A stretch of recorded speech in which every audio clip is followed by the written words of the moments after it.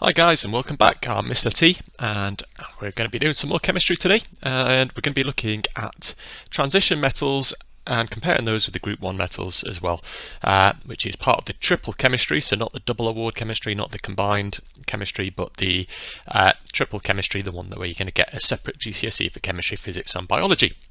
And this is mostly following the AQA GCSE 1 to 9 syllabus, but it is appropriate for potentially some of the other courses as well. So just to reiterate, if you are not doing triple chemistry, you don't need to worry too much about this. Now, what we're looking at today is where we find the transition metals on the periodic table, the properties of the transition metals, how they compare with group 1 metals, some of the important transition metals that the exam syllabus mentions, the AQA syllabus specifies. You need to know these are transition metals. Some of the uses and how we work out the charge on a transition metal ion, which is also important. So first question, what links all these? And you should be able to guess from the title. Obviously we've got sun cream here, suntan lotion, which has been quite useful recently, but not today. It's a grey overcast day outside here. We've got some electrical wire, copper wire. We've got a motherboard for a computer, and we've got some paint, and you should be able to figure out that they all contain transition metals. So yes, the sunscreen you put on has metal in it, obviously not in its form of like the copper wire in here, but it's got metal in it, and titanium, or a compound of titanium. And that's what makes it useful. Same with the paint, it tends to have titanium dioxide, white paint, and that's what makes it very, very white. Obviously, we can see on the circuit board there are some bits that are obviously metal. There are some bits that are not obviously metal, like a lot of these lines that you can see. Certainly in those or underneath those, you've got some printed metal on those, which is pretty cool. Copper wire is obviously copper. So, what are the transition metals? So, most of the periodic table are metals. You should know that. And here's a copy of the periodic table.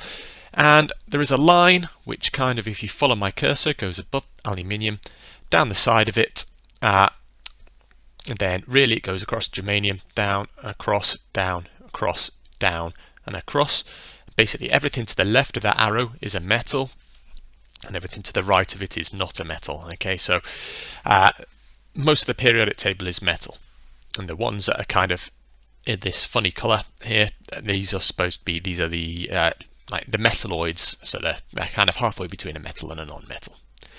The transition metals sit in this middle, this kind of pinky red block here, and whereas you for GCSE can think of all of these as transition metals, technically things like scandium and zinc are not transition metals. They are something called D block metals, and this is due to the technical definition of a transition metal, which is something that can form a charged ion with electrons in its shell when it forms compounds. But you don't need to know that for GCSE. A level, yes, but not a GCSE.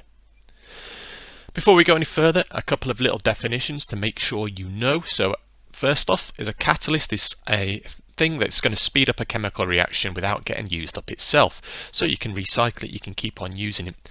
How they work is they lower something called the activation energy of a reaction. So it lowers the amount of energy that the particles need to react, which means more particles can react, which speeds up the reaction.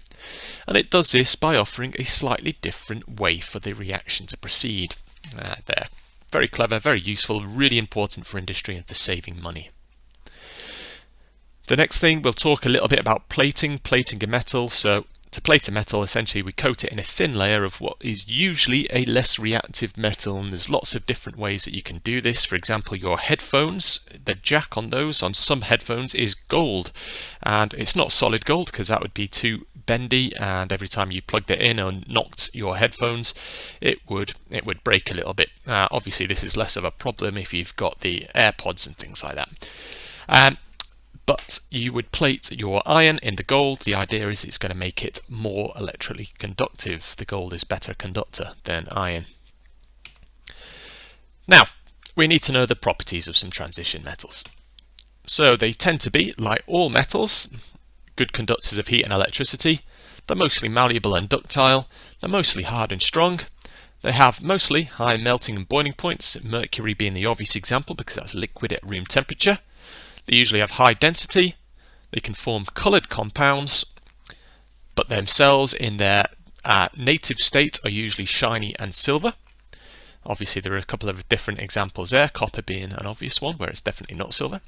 And they're useful as catalysts. So they're very, very typical as metals. So when you think of a metal, you think of the properties of a metal, you're probably going to think of transition metals because the most common metal in our everyday life is a transition metal. Iron or steel, it's a transition metal.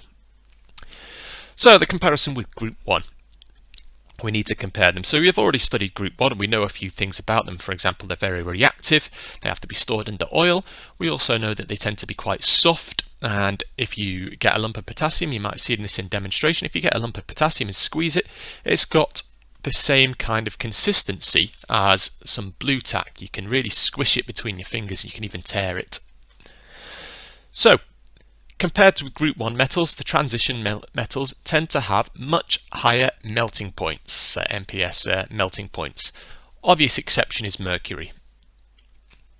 They also tend to be stronger and harder. You wouldn't want to build anything out of potassium, for example, because it'd be like building something out of blue tack. If you imagine making a building out of blue tack, it wouldn't be a very good one. It would very easily start to fall apart. They're also much less reactive by and large. They have a higher density, and they can form ions with different charges, which is also really different. So for example, the group 1 metals can only form +1 ions, okay, so they can only have a charge of +1. Copper, for example, can be Cu2+ or Cu1+, depending on the conditions. You don't need to know those conditions, you just need to know they can have different charges. Osmium can have 7 or 8 different charges on its ion, which is really cool. It makes it a very interesting compound. Now, some of the important transition elements, these are the ones that are explicitly mentioned in the AQA syllabus for you to know. So first up, we have chromium, and again, there, a picture of it, we can see shiny silver metal. Manganese, Mn, and again, shiny silver metal. Iron, everyone should know this. Very common metal. There we go, we can see shiny silver metal reacts with oxygen though to form rust on the surface. Cobalt, CO, again shiny silver metal. Nickel, Ni, again shiny silver metal. And last of all, copper, Cu, this time a shiny bronze coloured or copper coloured, orangey kind of coloured metal. Okay, and we know again that copper forms an interesting colour. Now, some uses of transition metals, we need to know those. Now, because of the varied properties of the different metals, that means they've got many, many different uses. For example, iron, because it's strong, can be used in construction, can be used in tools, cars, and it can also be used as a catalyst, so it can be used to speed up a reaction. In fact, pretty much all the transition elements in one way or another can be used as a catalyst. Copper, useful in electrical wiring and water pipes because it's a really good conductor of electricity and it's unreactive, so it's not going to react with oxygen or water and start to fall apart, unlike iron. Iron will react with both of those things. Titanium, used for replacement joints, so like your hip joint, if someone needs a replacement hip, they can be made from titanium. Also useful for fighter aircraft in a form of an alloy with aluminium. It's also used, as we mentioned before, in paint and sunscreen. Chromium is used for stainless steel, and it's also used to plate iron to make it shiny. You might have heard of chrome or chrome plated things on cars, especially like 1950s American cars were famous for having shiny chrome plating on all the metal. It's not just looking good, it's also there to protect the iron, protect the steel from corrosion, stops it from rusting. Molybdenum, that increases the hardness of steel alloys, so this is useful for things like saws or drill bits. If you are going to be drilling through something really, really tough and really, really hard, you probably want to have a steel alloy that's got molybdenum in, because it'll make it significantly harder. And nickel used in stainless steel, again, so just like chromium, so it stops steel from rusting when it's inside. It can also be used to plate metals to stop them reacting, and it's found in batteries as well. Now looking at transition metal ions. As we said, transition metals can form multiple ions. Some just form two, some can form several types. You're not expected to know the common charges of all the different charges of the different transition elements, but you should be able to work out the charge on the metal ion. We're going to have a little look at that now. Don't worry too much about it, but it is a skill that is quite useful. So if we take iron, here are two compounds of iron that you might come across. We've got iron chloride, FeCl3. So we've got one iron, three chlorines. And another one is iron oxide, FeO. This isn't the iron oxide that we commonly associate as rust. This is a different one, and it's very, very black in colour, and it's very interesting for chemical reactions.